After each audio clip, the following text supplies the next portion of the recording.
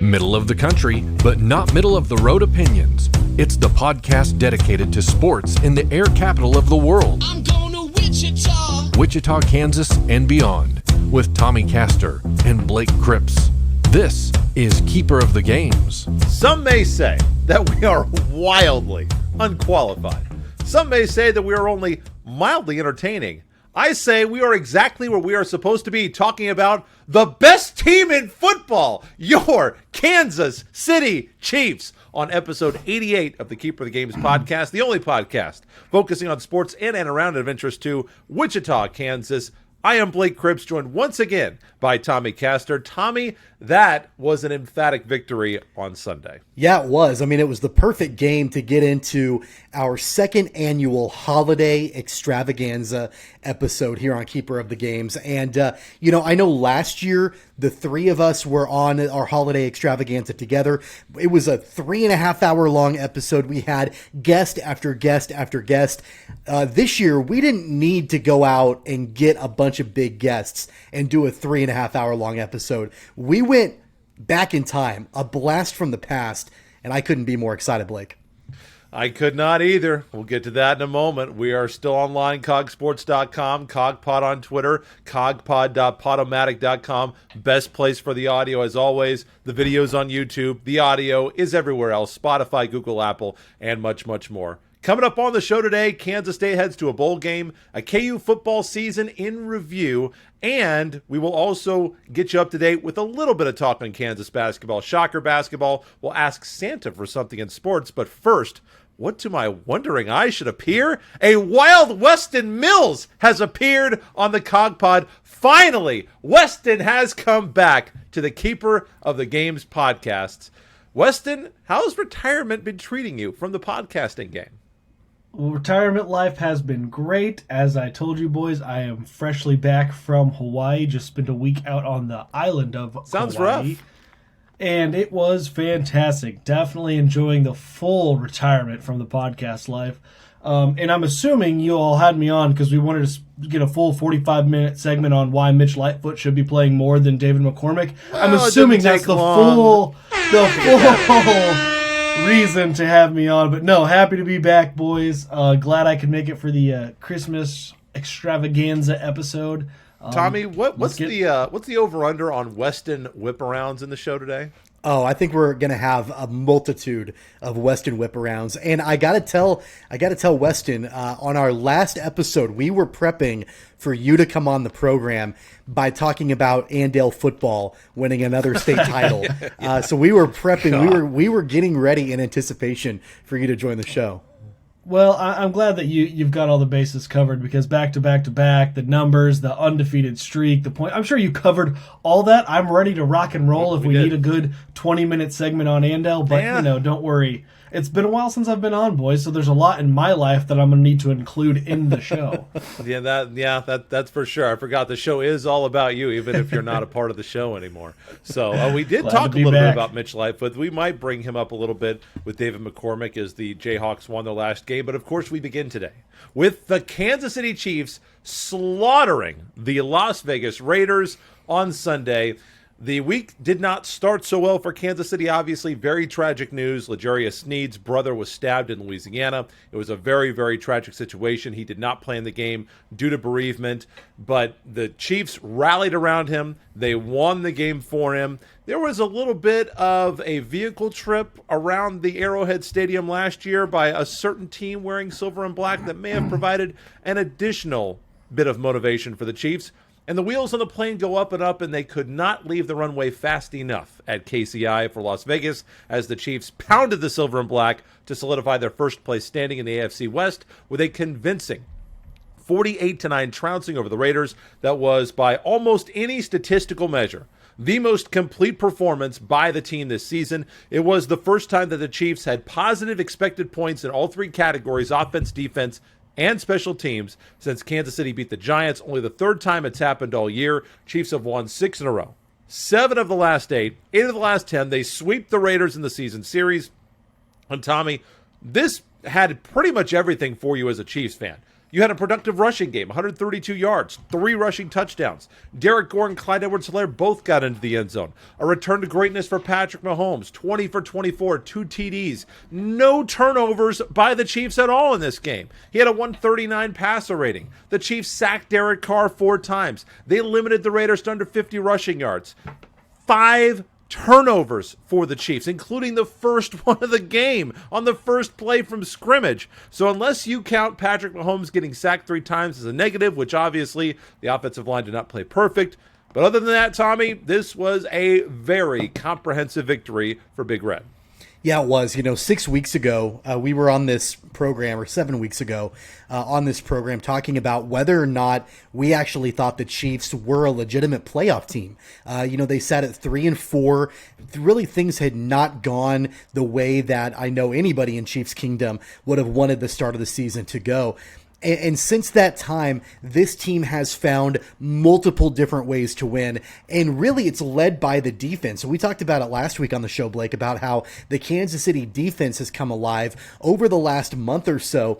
And they've really carried the burden on their shoulders. They've picked up the offense from week in to week out. And even though the Kansas City offense was incredibly efficient and incredibly effective against the Raiders, it was still the defense that led the way. Tyrann Mathieu had one of the best games, if not the best game, of his entire career on Sunday, and shows why he is the emotional leader on that defense for the Chiefs. The fact that they forced the kind of turnover numbers that they did, the fact that they held the Raiders to 3 points going into halftime just tells you all that you need to know about the way that this Kansas City defense is playing, not in just in this game alone, but over the last several weeks or so.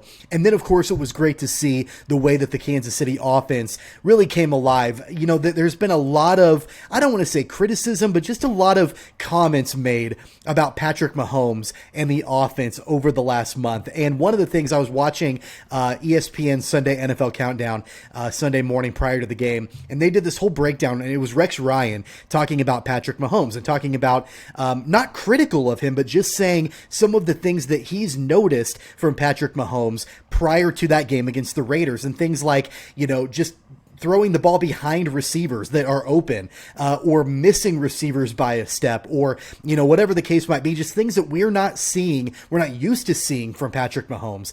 He put all of that to doubt, or put that to bed on Sunday against the Raiders. 20 of 24, super efficient numbers. He completed the vast majority of his passes, and he looked sharper than he has looked all season long. You add that to the fact that the receivers for Kansas City, it was like they got glue back on their hands again. They were holding on to their catches, unlike we've seen through most of this season. So zero drops. Yeah, zero drops. For the Chiefs. And altogether, just a complete effort on both sides of the ball. So yeah, I mean, that was, we talk about a statement win.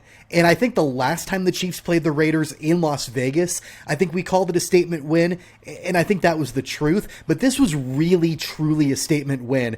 The Chiefs moved to 9-4. They have complete control of the AFC West now, and they are one of the top teams in the overall AFC and could be battling for a number 1 seed. So altogether, yeah, you walk away from that game, Blake, and just feel really good about where the Chiefs are.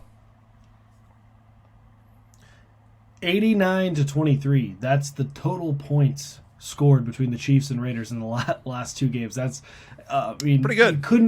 You could not pick a better team for the Chiefs to embarrass not once but twice than the old Las Vegas Raiders. The rivalry is back. How silly could a group of men being than to dance or meet or whatever they were doing on the 50-yard line on the Chiefs logo? Like, how many times does that just go poorly? Almost every time. And in a rivalry nonetheless. Love to see that the Raiders got embarrassed. Tommy, you started talking about the defense, and to me, that was always going to be the biggest concern. Yes, the offense was definitely off track in the beginning of the year, but you kind of felt, and I think there was a point where I started to get nervous, but you always felt, man, it's still Pat, it's still Kelsey, it's still Hill, it's still the same talented bunch that has done great things in the past. The ability is there, they'll figure it out. But even if they do, the defense was looking so atrocious in the beginning. And I'm sure you guys touched on this throughout the year, but with those injuries that were in place, we had, essentially we weren't able to put that the starting 11 combination really in effect for quite some time. And then even after that, it took some time for guys that were, health or not that were playing but weren't exactly healthy. I think, Frank Clark, obviously Chris Jones was playing with a hand. All the corners that were kind of in and out of the lineup for a little bit. So even when they were coming back, not being fully healthy, you finally get that squad together. You let them play. And really, since they played the Tennessee Titans, that embarrassing loss where they lost 27-3, they've given up 17, 7, 14, 9, 9, and 9. That is incredible. I mean, they're they're giving up 10 points a game since that embarrassing loss to Tennessee. It's great to see this defensive unit really come together. And if you could erase that first, 5, 6 games, if you just look at an isolated shot at this last half, you'd be saying this is one of the best defensive units in all of football. Now, you can't erase that first half, so it's going to be somewhere in the middle, and the strength right? of schedule has gone down a couple notches. Yeah, absolutely. So somewhere in the middle, but that's fine. If the offense ascends back towards the top where they belong, even if they're not the best, and the defense is progressing towards the middle to a little bit above that, Kansas City's going to be fine. And frankly, I think the biggest thing too is the defensive line play. Night and day difference for me on what you're seeing out of Frank Clark, what you're seeing out of Chris Jones.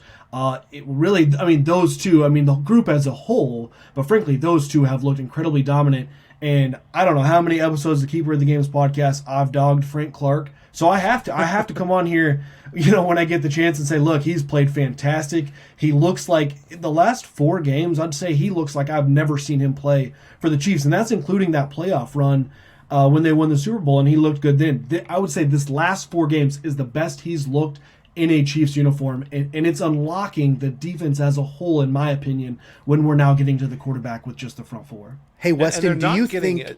I was just going to ask real quick, because Blake, you and I have talked about this quite a bit on the show, and I want to get Weston's take. How big of a deal do you place on Chris Jones being moved back to what his original position should be? I mean, really, the beginning of the season, when you saw the biggest struggles from the Chiefs defense, was when he was playing on the edge, right? And then they move him back inside, and then all of a sudden it kind of seems like things turn around. Do you put a lot of significance into that?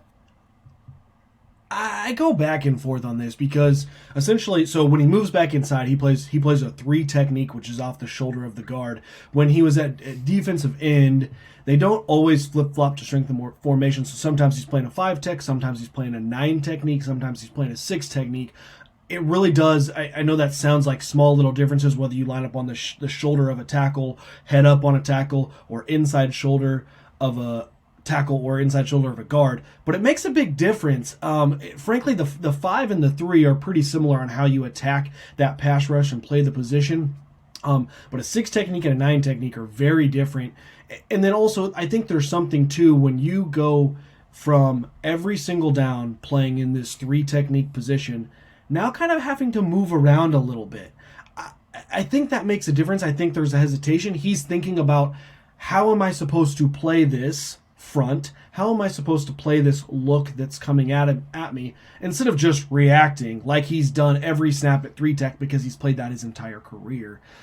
So I think he would have figured it out, but there's definitely no doubt that 3 tech is his strongest spot. And you can just see that the results are certainly there. I think it's a combination of moving back to the 3 tech, but also adding Frank Clark, who's providing pressure, because it doesn't matter what technique, what position he's playing. If he's being double teamed or being chipped or have a running back shading his side, you're just not going to be effective. You've got to have somebody else on that line to relieve that pressure, and he's finally getting that. So that's been a big help too. Well, and the big thing for me, I think, is that those guys, while they have not been productive, and they weren't productive last game, they combined for only 1 sack. But if you look at the pressures, they got the most pressures by far of anybody on the Chiefs defense. Jones had 10, Clark had 7, Wharton and Okafor had more sacks, but it was those 2 guys who are getting Carr out of the pocket, who are making him uncomfortable. And Can we also just say one quick little tiny word about the secondary, and maybe one about Dan Sorensen, who had a pick six last week. He forced an basically forced an interception this week. Rashad Fenton was the only defensive back that gave up more than 50 yards in coverage, as Carr went 6 for 6 for 53 against him. So Sorensen had an awful start to the year. But he's not getting beat like he was earlier in the year. Now, is that all because there aren't quite the weapons in these last few games on the outside? Certainly not the weapons that we saw at the quarterback position. Maybe. But I think that it's fair to say that Daniel Sorensen is benefiting some from the increased play, the increased production in terms of pressures up front. And I think he's also playing better as well. The secondary, Tyrann Mathieu, obviously he deserves a lot of credit, as Tommy said. That the performance that he had yesterday is one of the best regular season performances, maybe the best regular season performance he's ever had as a Kansas City Chief. So he's been unbelievable. They need to take care of him. They need to get him here. He needs to be the defensive Patrick Mahomes in Kansas City. If they can make that happen financially, I think they need to wiggle things around to make that happen financially for the long-term viability of this, dynasty that Chiefs fans thought we might have. But, give a little bit of credit to the secondary as well, because they've played much, much, much, much better. And, having Dan Sorensen not just leaking out there like a sieve has been a big part of that. And he gets credit for patching up those holes here these last few weeks. Yeah, Dan Sorensen didn't magically just become amazing, from the first 4 games to the last, 7. Yeah. That's not really. And by the same token, he just didn't get awful overnight. Not that he was ever the best corner. I don't think anybody was ever calling him, the next Deion Sanders, or maybe even the next Dale Carter for that matter. But he didn't go from being, serviceable, a key cog of the defense, to just being totally unplayable. That doesn't happen. But there have been some other guys that have stepped up too that, you don't hear their names, very often at all. Like you mentioned Tershawn Wharton and Mike Hughes. I mean, that guy has come out of nowhere, I feel like, this year to really be a key contributor. Willie Gay. I mean, just all the different guys on that defense. And you know what? And I got to give Weston props because, and I'd love for you to speak to this a little bit, Weston, but we've mentioned Willie Gay a few different times this season on the program. And I feel like, and maybe I'm remembering this wrong, but I feel like you were all about Willie Gay coming out of the draft. I remember. And really just what he's been able to do from that linebacker position this season especially. I mean, he's been a key contributor, and I think he will be for years to come. Yeah, they are so set at linebacker, I think, with Nick Bolton and Willie Gay. I mean, the way that his athleticism, and Willie Gay is who I'm talking about, his athleticism is just, picture perfect for what you want out of a linebacker in today's NFL. That his speed just allows him to really provide coverage all over the field. And at the same time, the man's got a little dog in him. He can get up there and knock around, set the edge like he's supposed to. And I think that's the part for me that you just don't know until you get to see all the games done. Does he have that ability to go and set the edge? Doing it in college is not the same as making that read. Everything happens just a little bit faster in the NFL, and he's done it time in and time out. And then really with Nick Bolton, he's going to be that run stopper next to Willie Gay. And frankly, Nick Bolton is excited as I have been for him this season. He's only going to get better when he can move over to that Mike linebacker after Anthony Hitchens leaves this offseason. So it's been fantastic. And to that point, I think I want to kind of wrap it back into you guys talking about Dan Sorensen, because frankly, so many Chiefs fans, and maybe, I don't know if you guys discuss Steve Spagnuolo on this podcast, but boy, Spags has done a fantastic job. In the beginning of the year, probably haven't talked about him enough in the turnaround, honestly. Right. Things were rough, and maybe some of that is on Spags, but there are some adjustments that you can see, and I'm sure there's some people out there that'll say, well, people were calling for it. I don't think Spags is hearing the noise on Twitter and this and that. Maybe a question or two from a reporter, but other than that, Spags isn't. So you got to give him credit. He moved Sorensen out of the starting lineup. To me, that was the biggest thing to ever help Dan Sorensen, because he's great at certain things, and being able to bring him in packages is so effective for him. Juan Thornhill comes in, and boy, that guy, I'll tell you what, so he's playing Thornhill playing the free safety spot. Typically that free safety is more your coverage guy. He's going to rob.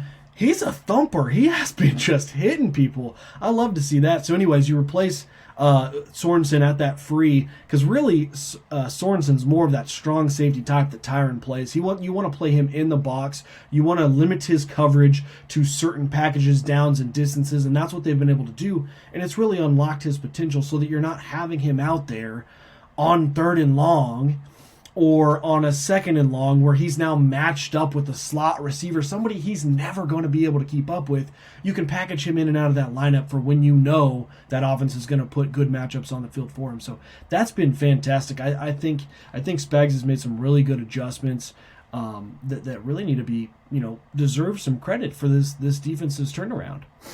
Short turnaround and head to L.A. for the Chiefs to take on the Chargers, 7:20 in a matchup for division supremacy. The Chargers win ties up the records and gives L.A. the sweep of the season series. This is a very rare, very big Thursday night matchup on Fox and NFL Network coming up this week. We don't often get big divisional matchups that really, really matter. You can get sometimes some clunkers on Thursday Night Football. This is not going to be one of them this weekend, guys. This is going to be must-watch TV for Chiefs fans. So one final thought as we look at the Chiefs and Chargers game coming up on Thursday. Once again, the winner is going to be in first place in the AFC West. They'll be tied in the standings, but the Chargers will have the tiebreaker on the 2-game sweep in the series if they beat the Chiefs. That was one that took us by a little bit of surprise, but I know, Tommy, at least through you, and then Weston will go over to you, but I know that they've got a quarterback that you have a lot of respect for. Yeah, Justin Herbert is kind of an ascending star,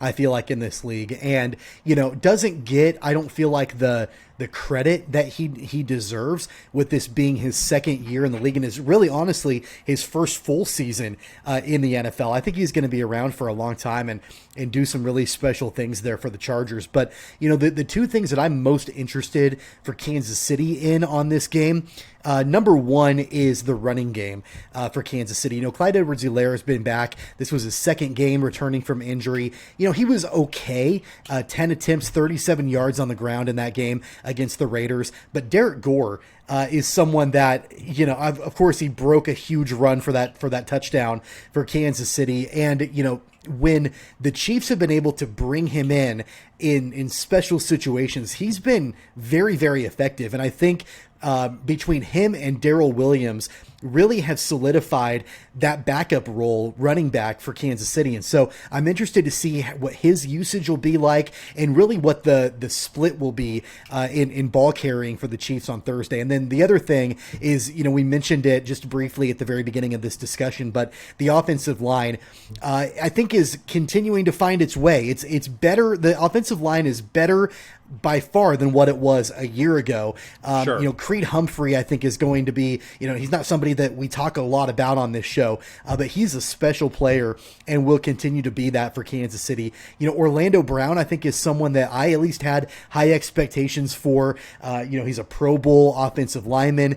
There were a couple plays I watched him get pushed around against the defensive front for Las Vegas on Sunday. So I'll be interested to see what the offensive line can do, especially against that potent defense that the Chargers have. So, I think it's going to be, obviously a tough game. The Chiefs have, kind of the monkey on their back with the Chargers. They lost that first matchup in Kansas City. And so, they look to go to the road and hopefully extend that divisional lead. So I think it'll be a good game, but I'm really interested to see those two things.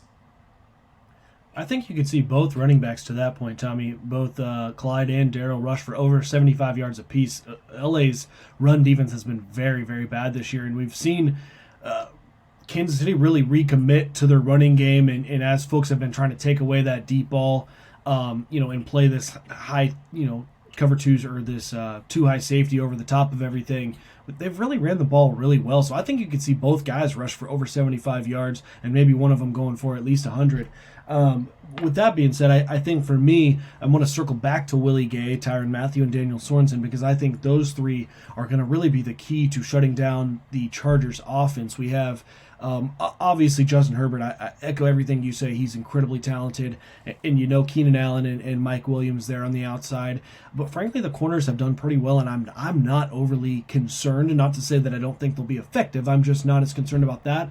is where I think the Chiefs get hurt is if Austin Eckler gets loose. And it's not as much turning around, handing him the ball, but really throwing to him out of the backfield. He's been elite at that all year. So really seeing Willie Gay in the flats kind of shut that down. And then obviously I think in a more manned up situation, you might see Tyron, on him out of the backfield, potentially Sorensen. I think that might be a situation where you kind of want to package Dan out of that, but certainly he's going to have the flats in zone situations.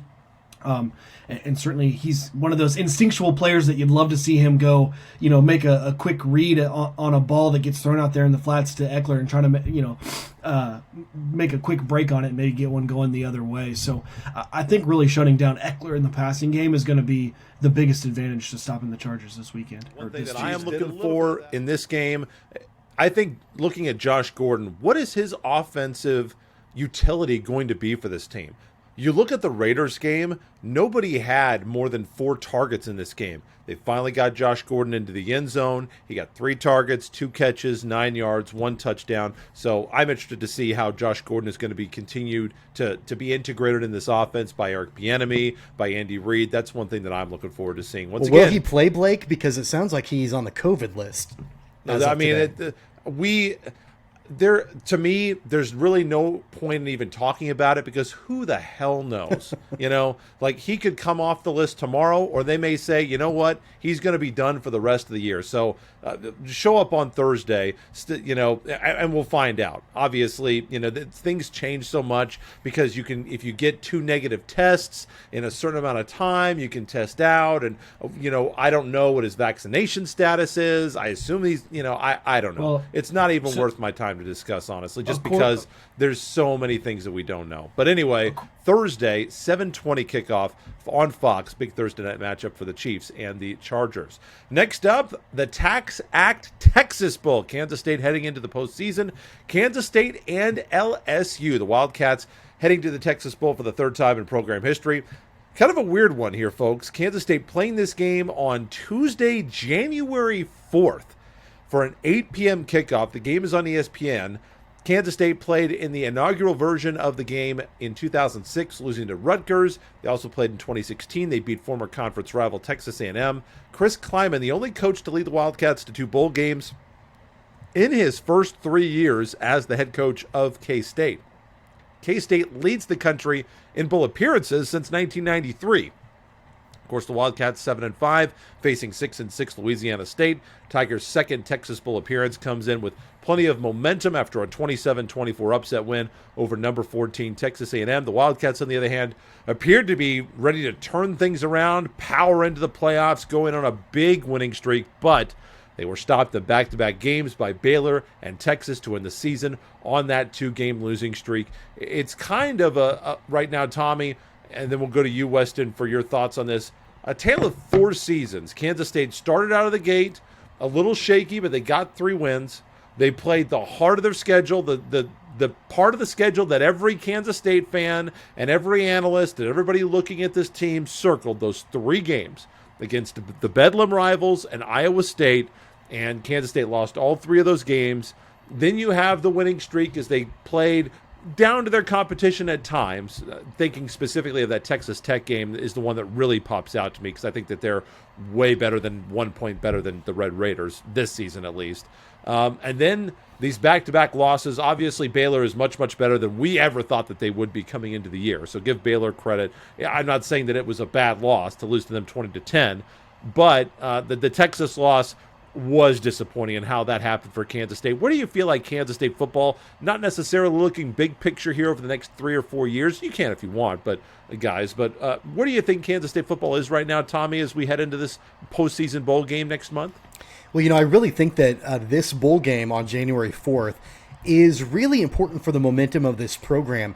It's been quite a while since Kansas State has won a bowl game. You have to go all the way back to 2017. That was the last time that Kansas State won a bowl game. Chris Klieman is 0-1 in bowl games, losing 20-17 versus Navy back in 2019. So, I think it'd be good for this program, good for Chris Klieman to show progress with this program by getting a victory against an SEC team in LSU that is only, a couple of years removed from a national championship victory. Now, obviously, this program is not nearly as good now as they were when they won the national championship. That's a given. However, there is the allure of it being an SEC team, the allure of them playing a program like LSU, although there is some, transition going on with that LSU program away from Ed Origin and into Brian Kelly taking over that program next season. But, I think that for the Wildcats,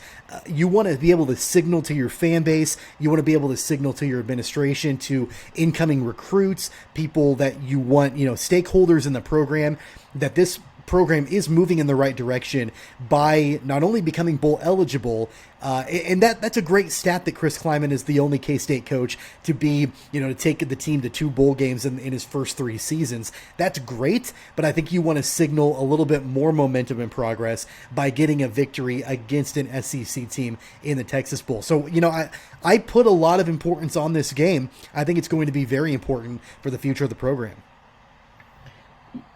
Frankly, I kind of look at this season, and this maybe makes some Kansas State fans mad, but I feel like this is kind of where they're always at. They kind of always feel like they're about 7-5, 8-4, maybe a season here and there. But let's be fair. Snyder had it rolling for a few years, but I get lately. I will say yes, but not. That's kind of my point, though. There was a few years where they're rolling, and I think this program has everything it needs to be a perennial, and especially now that Texas and Oklahoma is leaving, a perennial Big 12 contender year in and year out. But it just feels like it's always just about right here. So I don't know, and I don't know that that's necessarily a bad thing. It's consistently winning. They're consistently every year eligible for a bowl game. They're consistently above 500 every single season. It's just kind of just waiting for that next step, or to your point, Blake, maybe that next step back to where they had been, where, maybe every year you're actually talking about Kansas State being a Big 12 contender, where now it's like, sure. I don't think anybody would be surprised if they did, but you're not expecting it.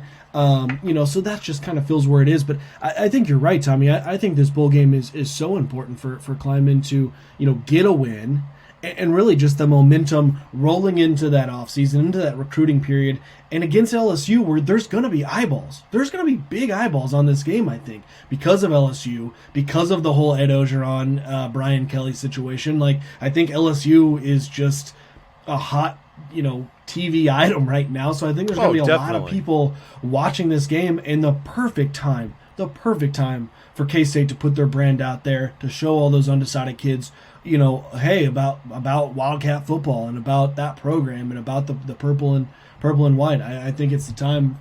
Will be a fantastic game, and even though it's not, I know it's the TaxAct Texas Bowl, like that doesn't have the appeal as other bowls. I think with this opponent and the timing of it, where it's kind of a standalone game, I actually think it's a really good opportunity for the Wildcats.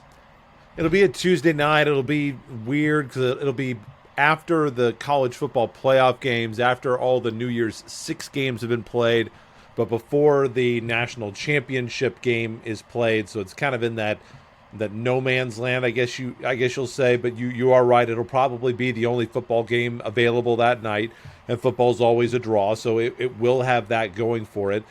The offense, guys, has been an issue all season. Several of the key games have been decided by that. It certainly was not good enough against Texas and Baylor, kind of elementary against Texas Tech, and in my mind cost Kansas State against Oklahoma State, to a lesser extent against Iowa State. LSU, kind of a middle-of-the-road SEC team, allowing 25 points per game. They're 7th against the rush, 10th against the pass, but as we know, Kansas State has not done a great job challenging teams vertically. They're 4th defensively, but just 9th offensively. We rave about the Wildcat running game.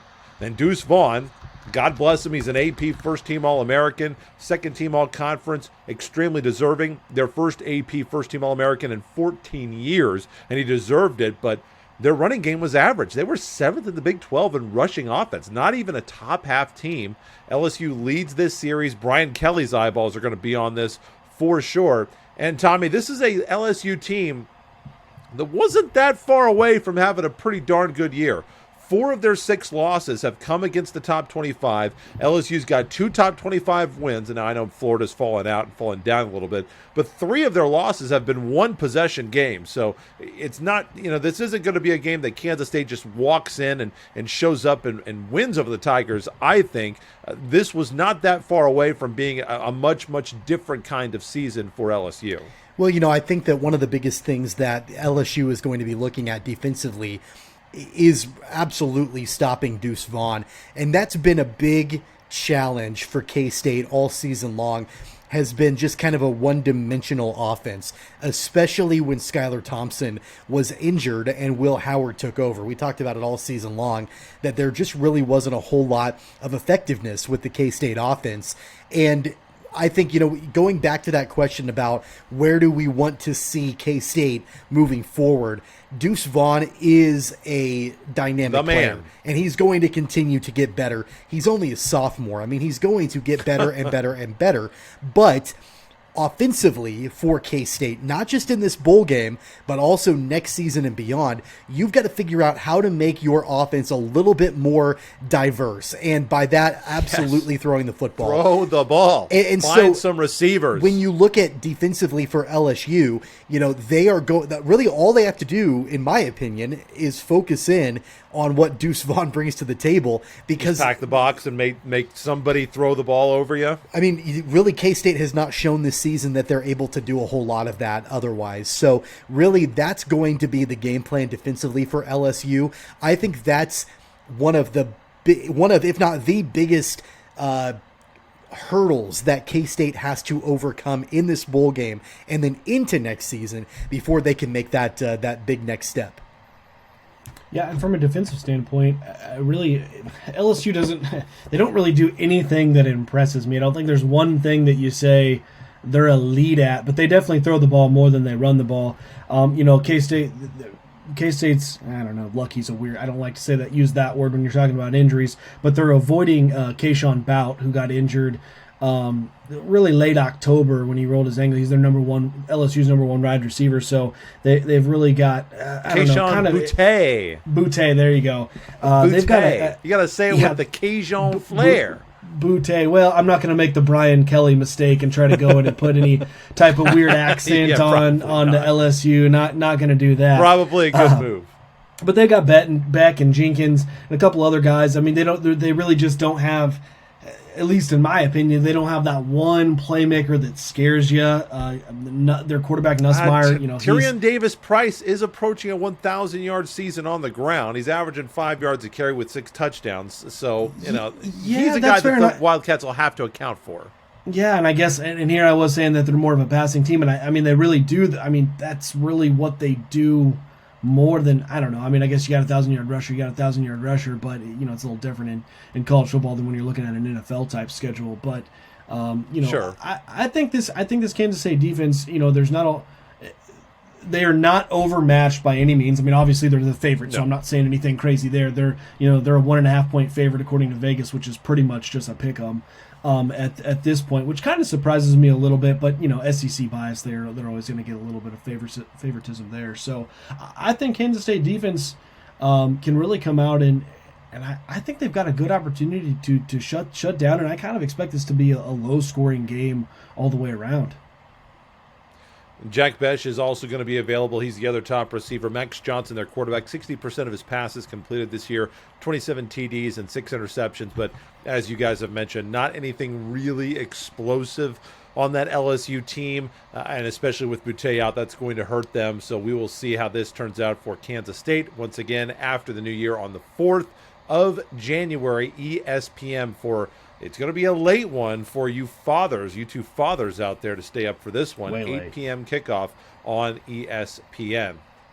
We go now to a segment that I did not believe at any point this year that I would enjoy in any way, but I am going to enjoy it. It's the KU football season in review, and if you would have told me 2-10, 1-6 in the Big 12 was going to be what we were talking about, I probably would have said whatever. There's nothing interesting to talk about.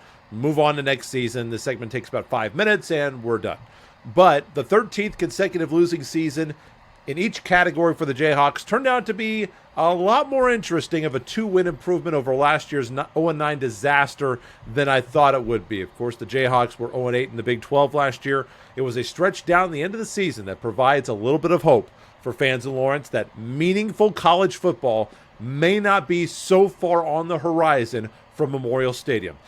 The season did not start well. A lethargic win over South Dakota, blowout losses to Coastal Carolina, Baylor, and Iowa State. Jayhawks made a game of it at Duke, which, Duke, who cares? They're not very good. The shocker, of course, was October 23rd, when the Jayhawks shut out the number 3 Oklahoma Sooners at halftime. They could not hold on to the second in a 12-point loss. Of course, Tommy and I wrote that off very quickly when they were absolutely destroyed with a pitiful performance at number 15 Oklahoma State the next week. Another loss in the Sunflower Showdown. But KU the next week, thanks to a change in quarterback due to injuries, dropped 57 on the Longhorns in an overtime victory on the road in Austin, ending a long 50-plus game road losing streak in the conference. And after that, KU showed that it was not a fluke. They lost their last 2 games of the year at TCU and to West Virginia by a combined 9 points, 2 games that could have very easily flipped the other way. Tommy, this season brought us Jalen Daniels and Jared Casey. Kenny Logan is going to be coming back. Big news defensively. He and Kyron Johnson off the defense were all Big 12 second team. I believe this is the end of the Kwame Lassiter career, which is very sad because it turns out if you give him a legitimate real quarterback, apparently he is actually pretty good if you get somebody who can throw him the football. So it's too bad that we wasted him during this, period of dysfunction in KU football. Tommy, your thoughts on a football season that had the record that we thought that we would have, but I don't think based on our talks going in with our season preview of Kansas football, maybe not the feelings that we thought that we would have about KU football at the end of 12 games. Well, one of the playmakers that you neglected to mention is Devin Neal, who really provided a spark offensively running the football for Kansas down the stretch. I think the thing that I am most excited about having Weston Mills on this program this week is I've heard it from Blake. I brought it up to Blake, but I want to put Weston on the spot here because I don't know if you remember this, Weston, but when the coaching search was going on for KU football, there was only one of us on this podcast that was we're back on 100% on the Lance Leipold train. And it wasn't Blake, it wasn't you, it was me. And I've heard this guy Blake tell me that I was correct, and I'm just waiting to hear that from you on this show. I have no problem telling you you're correct, Tommy, because I also was on Lance Leipold. I was just on Jeff Munker. Weren't. I was just on Jeff Munker more. That's all. Or I'm sorry, Munkin. I don't think we ever said Lance Leipold's going to be a bad hire. Weston, refresh my memory. Did we ever say, this Lance Leipold guy is an idiot. We need to just throw him off of a ship and rather than let him get to Lawrence? Well, I don't recall saying that. Blake, I think you were ready to say every and all candidates were idiots until proven otherwise. That's where you were at with Kansas football, I think. Which is, I get it. But no, Tommy, kudos to you. So I'm going to let you go back in on what you've seen out of Lance Leipold. Yeah, no, I mean, I think first off, I appreciate that, but there is we've talked about it before, a legit, I feel like momentum going on here, legit progress happening with this program. We saw it towards the end of the season, and not just the victory against Texas, but you go back a couple of weeks prior, how the Jayhawks hung with Oklahoma, very nearly knocked them off inside Memorial Stadium, followed it up with the Texas win 2 weeks later, and then we saw strong performances to end this season. It's not uncommon for Kansas football over the last decade to here and there grab a win from the jaws of defeat. It's happened before. What's the old saying? Even a blind mouse can find cheese once in a while, or even a stopped clock is right twice a day. Like, that sort of thing happens.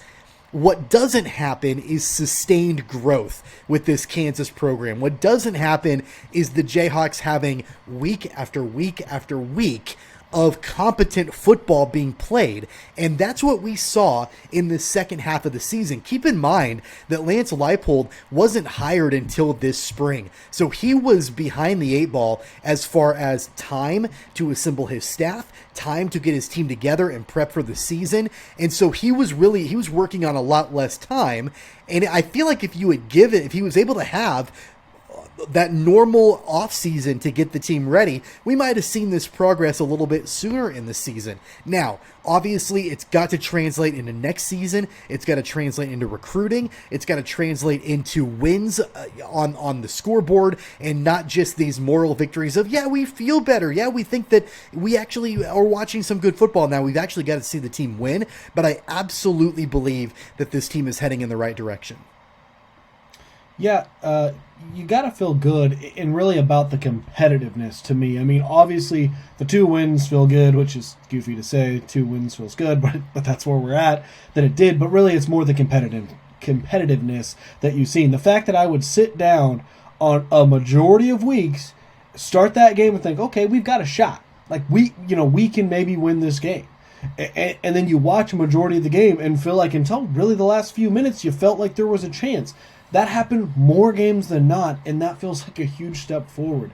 So you have to love that, and I know this will bore Blake to death, but really I think that translates into recruiting, and I think that's going to be a huge step forward as Leipold can bring in his guys, get these recruiting classes in. They can see, I mean, what before, and I admit, hand up, I was excited for Les Miles because I thought it's a name that helps recruiting, but you know what actually helps recruiting? Winning. Or being more competitive. When guys can see, and you don't, obviously to get the top end recruits, you got to be a contender, right? But these guys are smart. These kids coming in, they can analyze a program just like anybody else. They're watching college football like anybody else. They can see when a team is making improvement and say, hey, I want to be a part of that.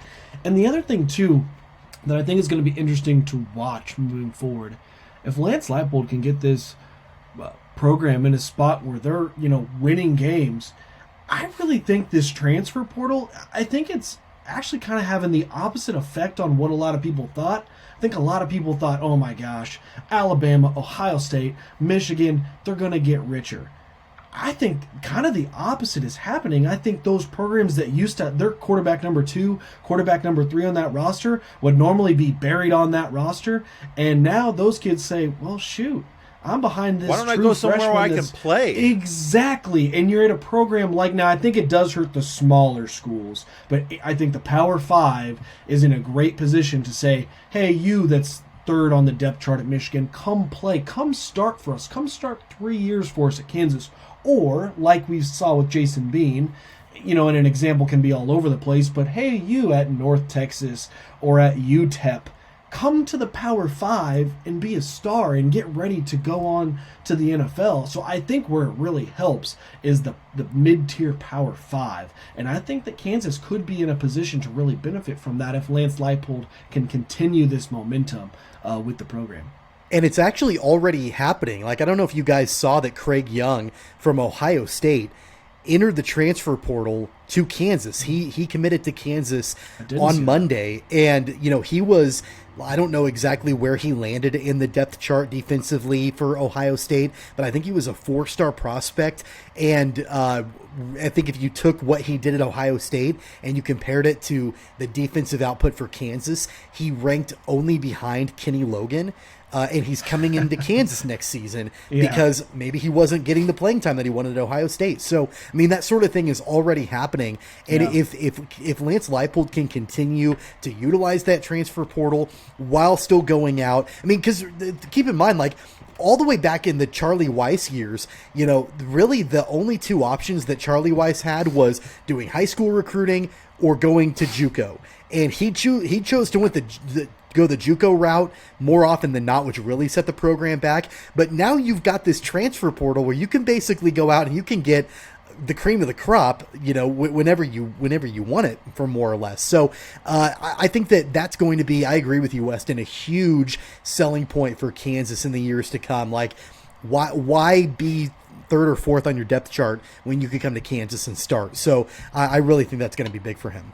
It's going to be very interesting because there is the potential for still a lot of shakeup in terms of the landscape of college football. How exactly I think it would be naive to believe, even though it seems like things have settled, have we seen the last of conference realignment? And I know that we have talked a lot about, and Tommy, still think, believes that the Big Ten is the best home for Kansas long term. Here's a counterpoint.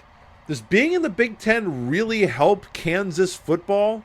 Do we really believe that Kansas football is ever going to be a major player, a major contender in a conference like that?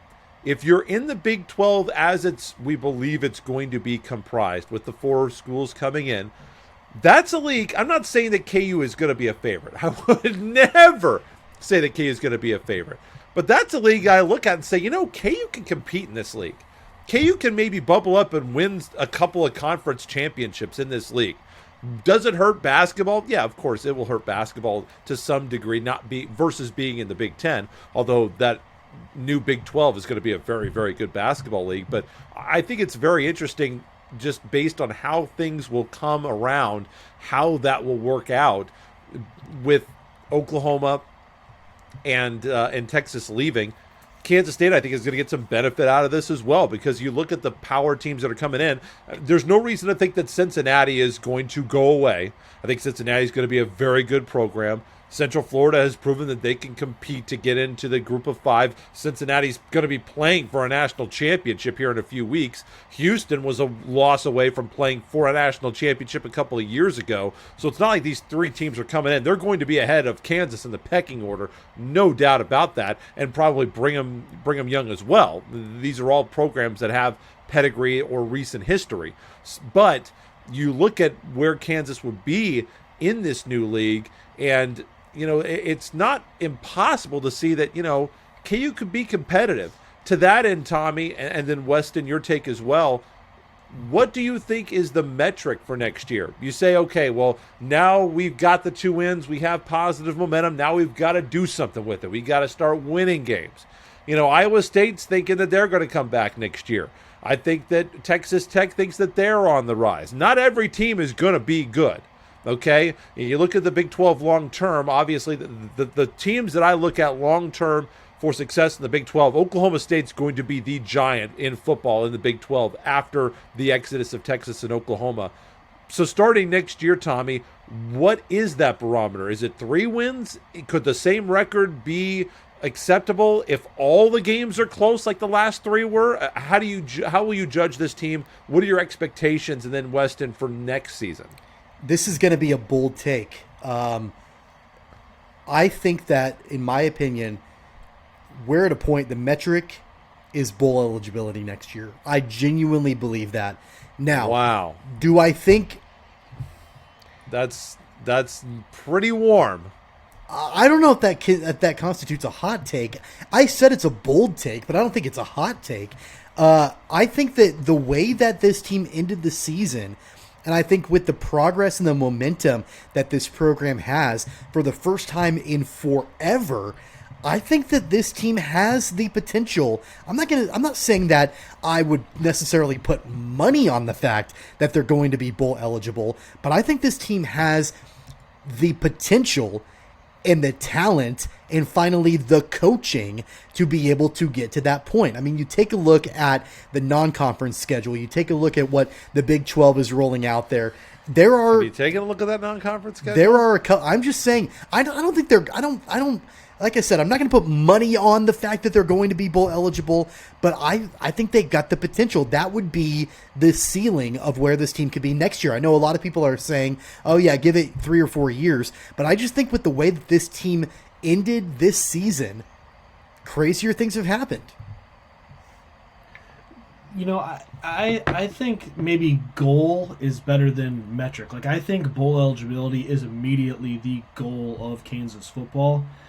Sure. For me, and I completely understand what you're saying, Tommy, but at the same time, I think for me, and it's a cop-out answer, but I guarantee you it's the conversations that's going on inside Kansas athletics is just continued growth. So Blake, I think kind of what you were saying is the answer is kind of all of it. Like, I think, if they win 3 games next year but get blown out in all the others, I don't know that that's necessarily growth. If they agree. If they win 2 games, I mean, you certainly want to see the wins increase. But now all of a sudden they're competing with everybody within the conference. We're talking 3-point losses, heartbreaks here and there. That's going to be growth that can be measured. It has to be improvement. But I think the wins is probably, I think hitting 4 wins is going to be important next year. I think doubling your win total. I think the goal immediately, and I don't think it's unrealistic, is to be bowl eligibility.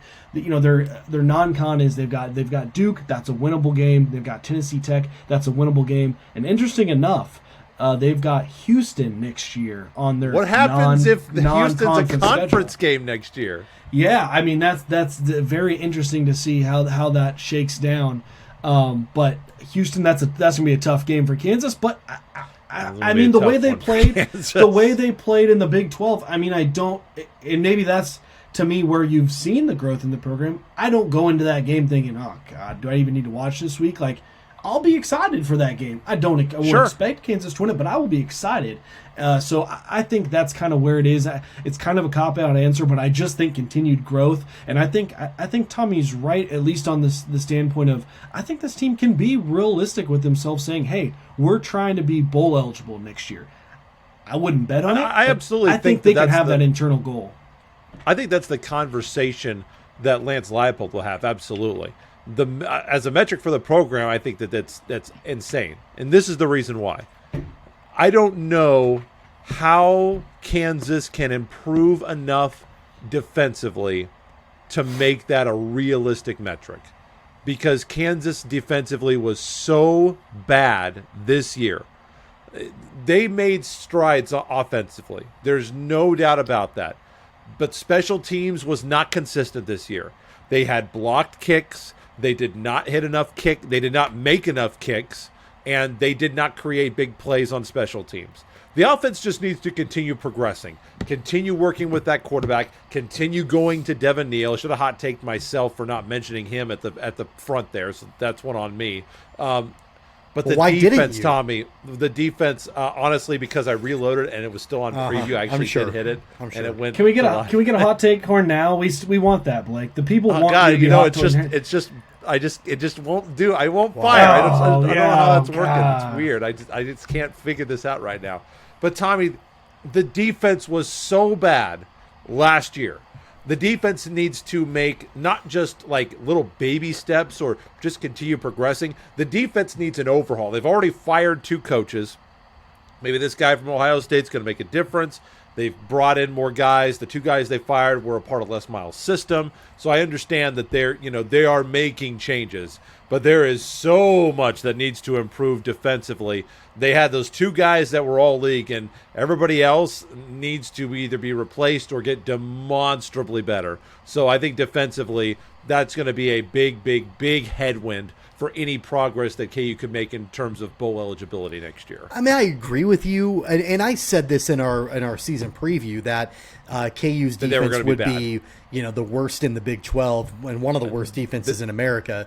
They were the worst in the Big 12, by the way. They were, but I also think that some of it has to do with the fact that the offense was so anemic that the defense was on the field way more than they had any business being out there for. And so as we start to see this offense continue to improve, the running game with Devin Neal, Jalen Daniels looks like he's going to be taking the reins as a starting quarterback next year. At least I think that we would probably all lobby for that for sure.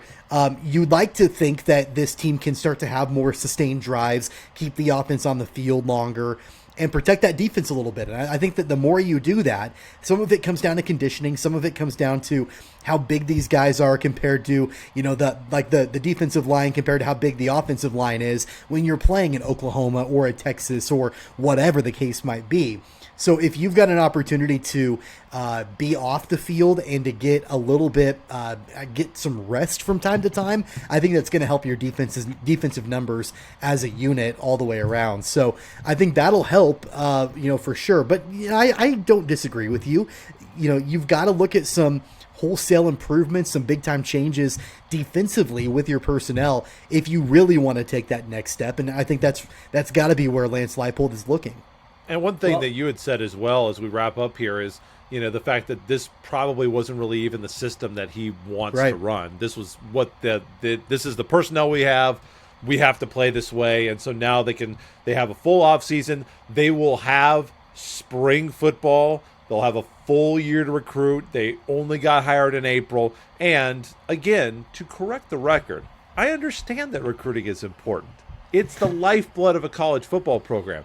The only difference is I don't care to talk about the individual recruits at all until they've actually played a college football game. I don't disagree that college recruiting is important. It's the lifeblood of the program. But until they're on campus and they actually suit up week one, they could all be named Jimmy and Joe for all I care. Doesn't matter until they actually play it down.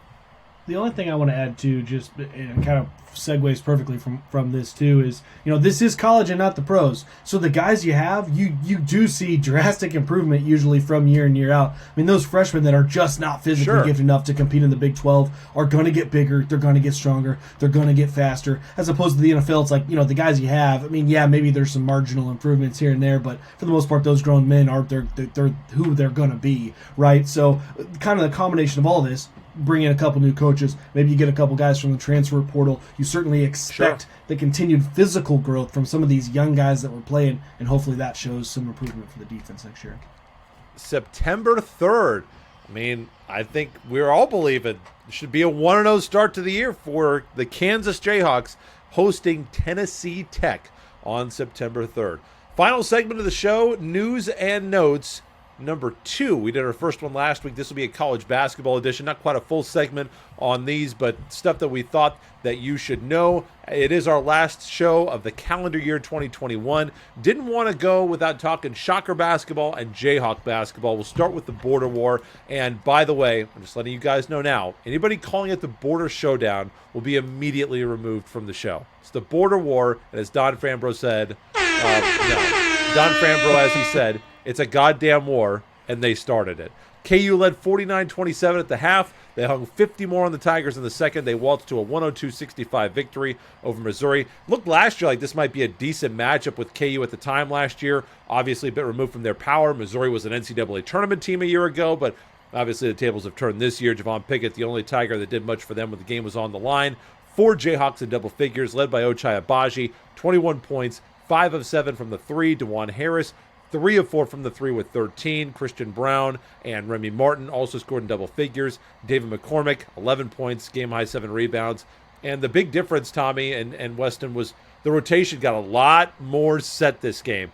They played everybody because they beat them by, 50. But when the game was on the line and still somewhat in doubt, there were 8 guys that were playing. The 5 guys I mentioned, Mitch Lightfoot was the forward off the bench, along with Jalen Wilson and Jalen Coleman-Lands. Those were the guys that got the minutes for the Hawks. So, guys, I want to focus on this rotation as Coach Self, as he always does. Coach Self so often will get into January and he's playing 8, and sometimes he's playing 7, and sometimes he'll play 6. So it's not a surprise as we get to Christmas that the rotation is shrinking. But what are your thoughts, Tommy, on this rotation of these 8 guys, and how do you like that? Are there any guys that are not in the rotation that you think should take somebody's spot?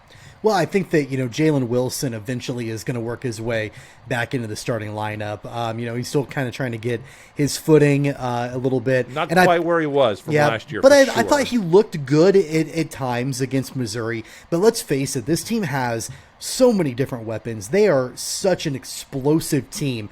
Guys like Christian Brown, who has played out of his mind so far this season, and especially against Missouri. DeJuan Harris had a great game against the Tigers too, but OG KOGpod'er, I mean, the guy is just a monster, and he's their best player by far this year. The fact that just the step that he took from last season to this season, when we all thought that there was no chance that he was coming back, is just absolutely insane. I saw this stat earlier and it just blew my mind. I'd like to read it. OG KOGpod'er leads Division I basketball in points per game, 22.4 points per game, and is approximately 2,000th in Division I in turnovers per game with 1. He is the only major conference player over the last decade with 200 points and 9 or fewer turnovers through 9 games of a season. That is mind-boggling. Just what he has done offensively for this team. He's the lifeblood of this Jayhawks squad and will be moving forward. There's not a whole lot else that I really want to talk about with the border war because I don't like the border war. Weston knows that. We've talked about it quite a bit on the show. I think it's a waste of time. You can buzz me all you want. So I've got nothing.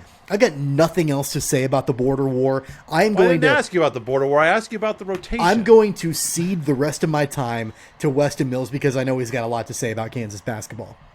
Well, so just we'll touch on the border war a second, and the only thing I'd like to point out is that Mizzou lost to the University of Missouri Kansas City Kangaroos this year. So I just wanted to point that out because that's bad. That's really bad. So going back to Kansas in the rotation, the only person or only player that had kind of surprised me is not going to get more minutes and more surprised me on name recognition coming into the year only, not necessarily because I think he's just deserving, is Joseph Yusufu. I really thought he was going to crack some minutes and stuff, but not that, and he hasn't played bad, just as you guys have mentioned, there's just so much talent on this team, I don't think he's going to get the time. Certainly, we also saw, again, Mitch Lightfoot, 9 points in only 12 minutes. It took McCormick 21 minutes to get 11. He was 3 of 6, where Mitch was 3 of 5. Not going to entertain this argument long term. I just think Mitch Lightfoot a little bit more efficient. So, but nice. We're going to see the time split around there. I will tell you this. He has been better this year. Mitch Lightfoot has improved offensively this year. But as I ran through the stats last year, Better than McCormick, you mean? Yes, I'm saying that. Okay, he has been better offensively in terms of efficiency of McCormick. But over his career, I went through the numbers last year. They weren't even close. You chose to ignore them. So continue. I'm not going to have that conversation. Okay. I'm not saying there's not a place for McCormick because I do think, I beg your pardon, for Mitch Lightfoot, because I do think Mitch Lightfoot is doing some good things, especially defensively in terms of shot blocking that McCormick doesn't give you. I think Mitch Lightfoot is going to still be in the top 8 rotation. No, and that's perfect because here's the thing I think that Kansas has different at that 5 position, that center position this year, is they've got McCormick, who's the big body, the post up, wants to score in a very traditional way. If an offense if a team's defense is going to give them that look, they can play McCormick. If they need maybe a more active defensive player, Lightfoot can kind of step in and do that. He can block, he can protect the rim. He's a little bit more quick-footed, I think, than McCormick if you have him step out. Neither of them great stepping out, but I think Lightfoot is the advantage there. And then if you need that 5 to really spread the floor and shoot that 3 ball or guard a guy on the outside, Zach Clements has looked good. I think he is going to be just outside the rotation, but boy, is it going to be nice for Bill to have those situational. Well, I agree. I'm excited. I'm excited. Who are you taking out for him then, Tommy? I mean, I think he needs to take some of McCormick's minutes and some of Lightfoot's minutes, in my opinion. But frankly, here's where I think the season's going. I think you're going to end up seeing 9 guys playing. I think you're going to see McCormick minutes shrink a little bit. Mitch's probably stay about where they're at, and Clemence's go up. I think you're going to see all 3 as the game flow and as the situation, really calls for. And certainly that could mean games where Clements is not he doesn't get anything at all because that's not what the team is giving him. And you can see times where he is getting 10 minutes, maybe 12 minutes, like Mitch is getting off the bench, or Mitch doesn't see much at all, and Clements kind of steps in. So I think that's what we just didn't have last year is really any flexibility at all within that big man position. If they were scorching a traditional big man, we just had to live with it. McCormick had to play the minutes. Or even Mitch coming in, he doesn't give you that much of a different look than McCormick, but now there is so much flexibility. And with that being said, with Jalen Wilson, really with the extended guards, even the small ball look has a lot more different options this year. So that, to me, is the biggest thing that's different about this year, is really their depth and versatility of the way they're going to be able to play. And I will mention, guys, as I was flying to Hawaii, had a layover in Denver, was able to get a little future in on the old Kansas Jayhawks. So keep that in mind as we go on throughout the season. Are we going to play for a national title? Is that what you were betting on there? I'm feeling a little 08 vibes here with this team, fellas. What action did you get? 12 if you don't to mind 1. sharing. 12-1 on KU to win the national championship, which was probably about I think they had 4 or 5 teams with better better odds. So I felt like I needed to hop in there and get it early before things kind of whittle on throughout the season. Down, and it's the tournament, so everybody gets decent odds because it's just so hard to win the darn thing. But it is. I'm kind of feeling a little 08 similarities this year. I think they've got a chance. Their offense, I think, at times they have kind of gone deer in the headlights, like they did against Dayton. The last few games they've been crazy. Just a couple of notes here. The one thing I worry about with Zach Clements is he has not shot the free throw well at all this year. McCormick's having a down year at the free throw line, but you look back historically, McCormick is a very reliable free throw shooter, and Mitch Lightfoot has been a good free throw shooter this year as well. And don't discount McCormick defensively. McCormick has Mitch Lightfoot is a better shot blocker. He blocks about twice as many shots per minute as McCormick does, but McCormick had 20 steals last year. He's already got 10 steals in 8 games this year. Mitch Lightfoot's got 1. So that part of Mitch's game is just different. So I worry a little bit about Clements. Clements definitely is the best 3-point option among all those guys, but I do worry about the free throw shooting. He did not shoot the ball well at all against Missouri, but we will see. I definitely think depth and heaven forbid that Mitch or Big Dave get injured, that certainly will be a big help for KU. The next up for the Jayhawks will be Stephen F. Austin on Saturday the 18th, 7 p.m. on ESPN+. Wichita State got their second double-digit win of the season. They beat Norfolk State 71-58 in a game that, again, not exactly a standout offensive performance by the Shockers, but again, a game that showed Wichita State defensively is one of the best teams in the country. They're currently 29th in KenPom, 1 spot below the Kansas Jayhawks. However, the Shockers 123rd in adjusted offense. Shockers improved to 7-2. They did shoot 46% from the field. They were tremendous from the free throw line, hitting 14 of 16, and Tyson Etienne for threes. Much more efficient, 16 points on 11 shots. Morris Udeze, he's been steady as he goes, double figures in 4 straight games, 16 for him. And Ricky Council had a career-high 6 assists, did a little bit of everything, 9 points, 4 rebounds, 2 blocks, and a steal off the bench. So, Tommy, this is a work in progress for this team. They started hot, hit 7 of 8, had a 22-7 lead, but then Norfolk switched to that matchup zone, and the Shockers did not adjust well. The ball stuck. They are not a great team in terms of setting picks, and I don't feel like right now they just don't move off of the ball with any kind of natural feel for the offense. They don't keep themselves in a flow offensively, and it definitely happened when that stretch was made. I think that they've had 7-minute droughts in back-to-back games now, because that happened against Kansas State. They went 10 minutes without a field goal, so there is still a lot to figure out offensively. They came out of it at the end against Norfolk State.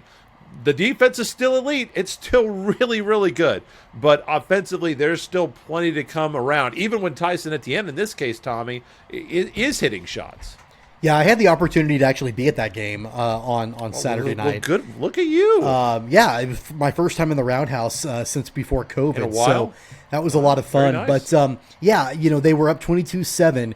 I left to go get a beer, and then I came back, and they were only up by like 3 at that point. I mean, just the way that offense just screeched to a halt. And I'm with you. I mean, there were several different times during that stretch when there was 0 ball movement. And that's been such a big contributing factor to the offensive struggles that the Shockers have had. I mean, there were people all around me that were yelling, like, pass the ball, somebody move, like, get open instead of just standing around and dribbling the basketball. And that's what the Shockers did far too often in that first half. And they've done that far too often this season. Now, again, they did come back in the second half. They were able to sort of break that zone down a little bit, be able to get the ball to the rack. And you know what? I thought they fed Morris Udeze pretty well throughout that game. He was, very effective on the post, which, he's been all season long. But don't forget, Norfolk State, they got it down to within, I think, 7 or 8 with a couple minutes left. Yes. So it wasn't, I know that the final score looks a little bit more bloated than what the game actually was.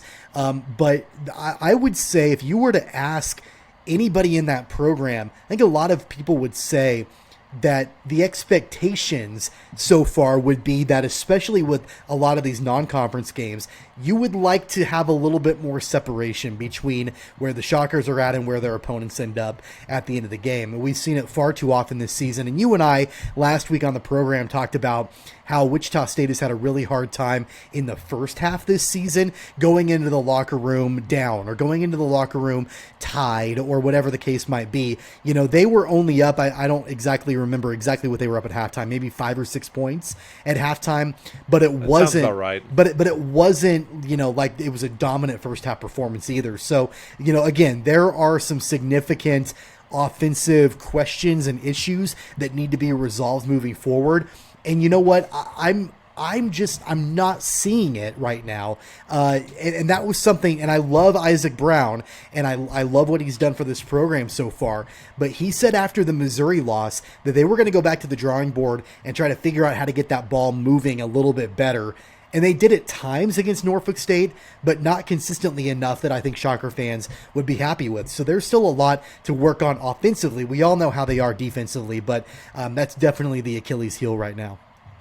Yeah, I think that's spot on too, because it feels like as Tyson Etienne goes, this team goes, which isn't anything groundbreaking to say, but that with the way he plays, he can kind of generate offense on his own, and I think his teammates and really the team as a whole sometimes can get stagnant because they just assume or want or think that Etienne's just going to get his. And really, if you look at a couple of the games where they've struggled, obviously the loss at Kansas State in the Oklahoma State game, he just didn't show up like he traditionally does.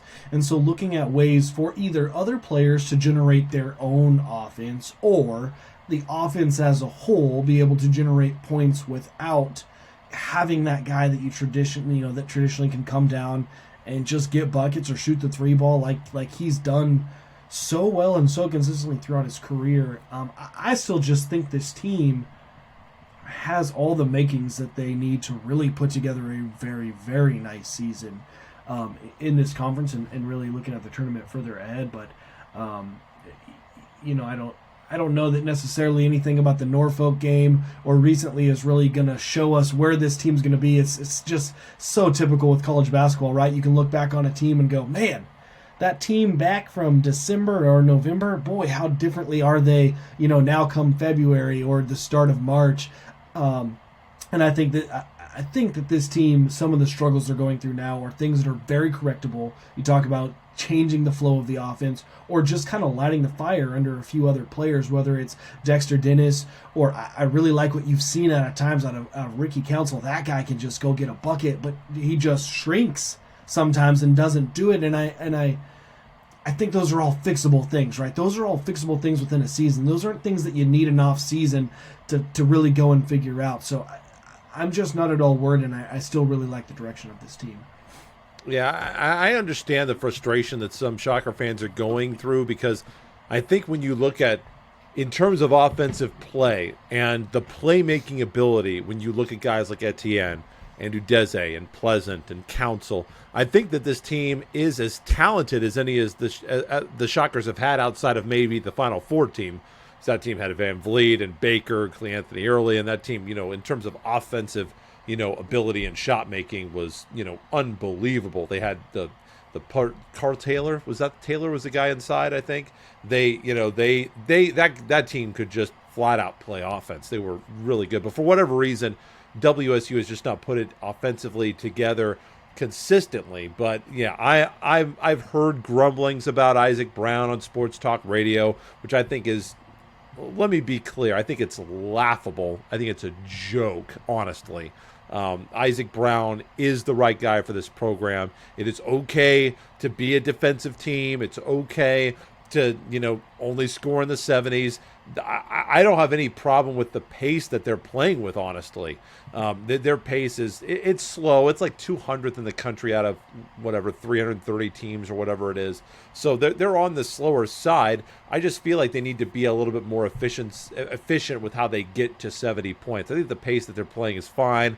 I don't think there needs to be any radical departures. So I do, to a certain extent, understand the frustration because you want to go up and down real fast, but I just don't think that's this Shocker team. The Shocker team's going to lock you down. Maybe they'll get to a point where they can score more in transition off of their defense, but right now I think you're going to get a lot of these 70 to 55, 70 to 61 kind of grind out, slam it out kind of games, and those are going to be the games that Wichita State has to play, and I think those are the kind of games that they're built to win. Yeah, I think so too. I mean, you get into this time of year, and you talked about it when we were mentioning the Jayhawks, about how Bill Self is getting that rotation down. And that's something that Isaac Brown is working on too. You're figuring out exactly who is going to play, what the system is going to look like as you get into conference play. This team will look different in March than it does right now. Every team looks different in March than they do in December. Things start to tighten up in conference play. And, so this is an opportunity for Isaac Brown to tinker a little bit more with exactly how this team is going to operate offensively. That the conference play begins soon, and they're going to have to get it figured out. Wichita State. Yeah, I got nothing out there, boys. I was going to say, normally that's the part where Weston leaves us hanging. I'm glad to see that hasn't changed. Wichita State hosting Alcorn State. That'll be today as you are watching or listening to the podcast, 7 p.m. You can watch that game tonight on the Plus. Just a couple more pieces of business, and guys, it's time to bring back that tradition, unlike any other, just in time for the holidays, as I will go ahead and hit the music. Time for our Wichita Whip Around. A couple of stories here. We'll get 3 stories this week, one from each of us. A story from the Wichita sports scene that maybe we haven't covered and that you should know about going into this week. Tommy, we will start with you. We'll then go to Weston. What is your whip around for this week? Yeah, I'll make it really quick. Koch Arena has been chosen as one of the regional sites for TBT, the basketball tournament in 2022. We obviously remember the last time that TBT came to Wichita. It was a lot of fun. It's going to be the 3rd time that Wichita will be a host city. All games will be on ESPN. The championship game will be held in August in Dayton. Of course, the Aftershocks will be back. Connor Frankamp and Rashard Kelly will be members of the roster, along with Zach Bush. He'll be the team's head coach and co-general manager, along with John Robert Simon. So that'll be a lot of fun, and looking forward to TBT again coming back to Wichita.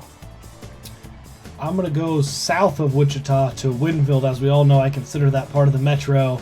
To give a big shout out to the Mound Builders and wide receiver Keyshawn Jones, as he was named NAIA All-American for the 2nd year in a row. And I have no idea on this stat, but I think it's been a while since we've had a back-to-back All-American. Keyshawn Jones had 68 catches for 1,062 yards and 13 touchdowns this year, as the Builders made it back to the playoffs this year for the first time since 97, I think, or it's been a long dang time, and I watched that game, should have pulled it out, but big shout out to the Mound Builders, and in particular Keyshawn Jones, as he was an NAIA All-American this year. Shout out SC. Don't worry, I'm here to bring it back to actually Wichita. The Shocker women's basketball team 8-2 after beating Grambling State 77-47 on Saturday afternoon at Charles Koch Arena. Best start in school history, matching the 23-14 team and a few other teams that have done this. DJ McCarty, a season-high 18 points. Asia Strong scored 15. Mariah McCauley, 10.7 rebounds.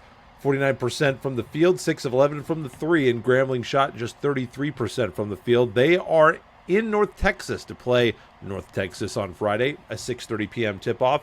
This was a team that we thought needed to make some strides this year under Keith Adams, and it appears that they are.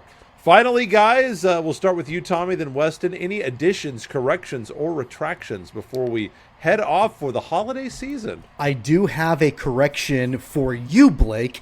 You mentioned when we were talking about Kansas State in the bowl game against LSU that Brian Kelly would be focusing on Deuce Vaughn. Brian Kelly will not be coaching in this bowl game for LSU. It will be Brad Davis. Since Ed Orgeron left the team, Brian Kelly will not begin until 2022. So Brad Davis is, I believe, the offensive line coach. I got that wrong. Offensive line coach Brad Davis will be coaching the Tigers in the TaxAct Texas Bowl. That's my only correction for the show.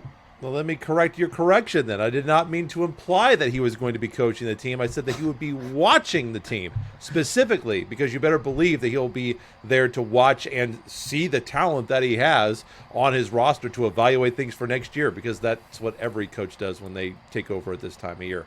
Weston, anything for you? Hard to believe that I've been out of the game for so long to come back and pitch a perfect show, but dang it, I did it, boys. It was fantastic. Yeah, couldn't even get through it with a clean face. Sure.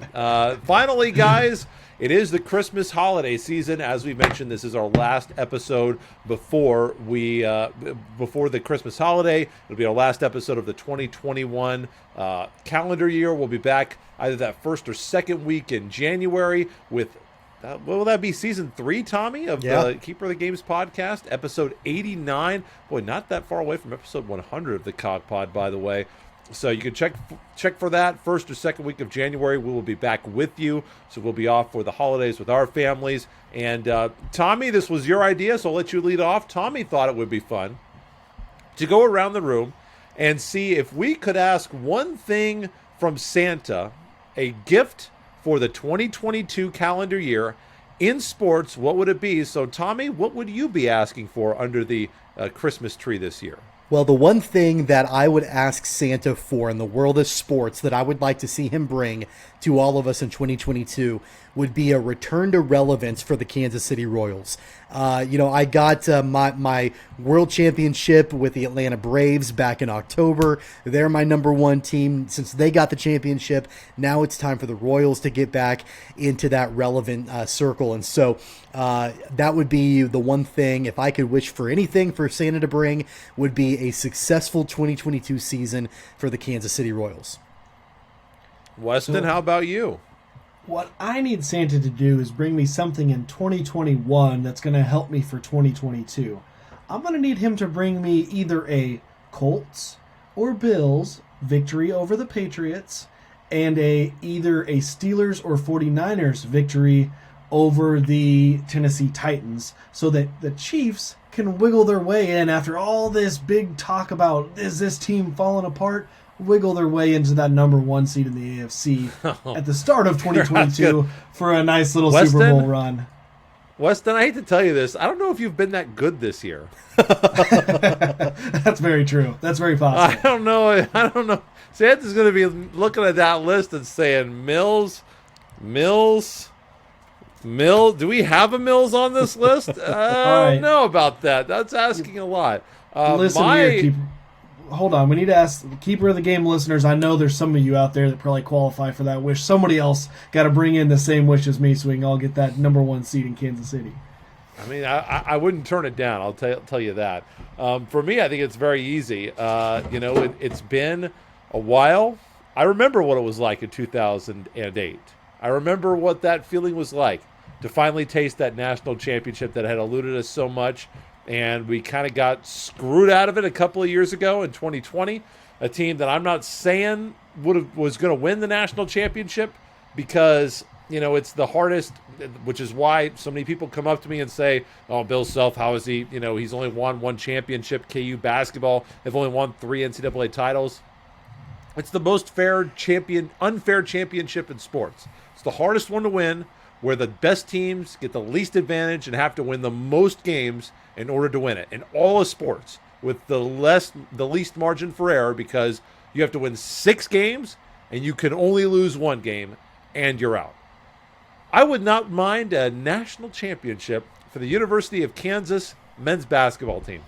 That's what I want for 2022. So Santa, if you're out there listening, I don't know if I've been good enough either, but that's what we would all like to see. And actually, I kind of like your guys' wishes too. So if all of our wishes come true, that'd be. Although, Weston, if you're gonna wish for something, why just? I'd rather go to the playoffs as a wild card and win the Super Bowl. Who cares about the top seed? I have my heart ripped out by these guys as the number 1 seed. Enough. I don't need that to happen again. Yeah, I hear you, but I'm up here in Kansas City. I'd like to attend 1, 2, maybe 3 games in Arrowhead. So there you go. There's another part, another Weston whip around. It's all about selfish. I'd like to get a nice little tailgate at Arrowhead going. So come on, Santa, you can bring me that tailgate. That's what I'm looking for. That is our show, and that is our season of the Keeper of the Games podcast. Weston, thank you so much for hopping back in with us. Great to have you around. Merry Christmas to you and your family. Happy to be here, boys. Once again, we will be, and I don't know if you guys coordinated this. I don't know who's going to say the thing at the end of the show now. That'll be interesting. We're not even going to discuss you, Tommy. that. I'm just going to let it happen. This is our last show of 2021. We'll be back episode 89. Check us of course, on Twitter @KOGpod to follow along. Like, share, and subscribe. Give it to a friend. We really appreciate everybody who's supporting us for both of these seasons, and we're back and going to be excited to do it once again, and we'll be exclusively, we're going to talk about Kansas State football and the Tax Act Bowl, obviously. But after that, heavy Chiefs, heavy college basketball coming back in January. Very much looking forward to it coming up when we start episode 89 and season 3 of the Keeper of the Games podcast in 2022. And so we will see you then. Merry Christmas. Happy New Year to you and yours. I guess we'll let Weston plug himself on his social media, I suppose. So Tommy, for our beloved audio listeners, where can they find you on Twitter? You can follow me anytime at Tweets from Tommy. And I just want to get it in real quick. Weston, number 1, thanks for being back on the show. Number 2, why don't we say that end line together? We'll time it out. We'll say it together. So we'll join together in holiday unity, I guess. I can handle that. And you guys can find me at WMills94 for all the wonderful takes that I'm still bringing to the table, even though I'm not on the podcast. I would tweet like every week or 2 weeks. Usually it's about the stupid targeting rule in college football, but that's usually what I'm getting worked up about. Yeah. Of course, I am at BE Cripps on Twitter, BECRIPPS on Twitter. That's it. Season 2 in the books. Season 3 when we talk to you next year on the Keeper of the Games. Take care, guys. Take care. Take care, guys. That was a great way to end the show, guys. Absolute fail. So we'll just end the 3rd season with this. Both you guys. Terrible. You've been listening to Keeper of the Games with Tommy Castor, Weston Mills, and Blake Cripps. Don't forget to subscribe, download, and listen on all major podcast platforms like Apple Podcasts, Google Podcasts, Spotify, Stitcher, iHeartRadio, and more. Visit our website at KOGsports.com. Find the podcast and videos on Facebook and YouTube at Keeper of the Games. And follow the podcast on Twitter and Instagram at KOGpod. That's KOG Pod.